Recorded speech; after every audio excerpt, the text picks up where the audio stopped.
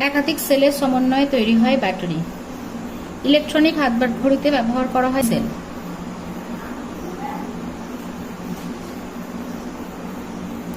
তড়িতের কুপরিবাহী পদার্থ হলো কাঠ, প্লাস্টিক।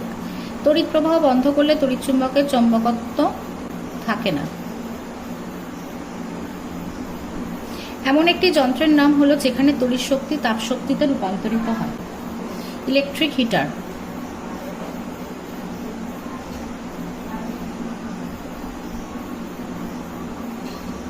হিটার এলইডি সম্পূর্ণ কথাটি হচ্ছে লাইট এমিটিং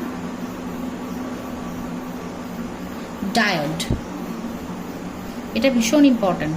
ইলেকট্রিক ইস্ত্রিতে নাইক্রোম তার ব্যবহার করা হয়।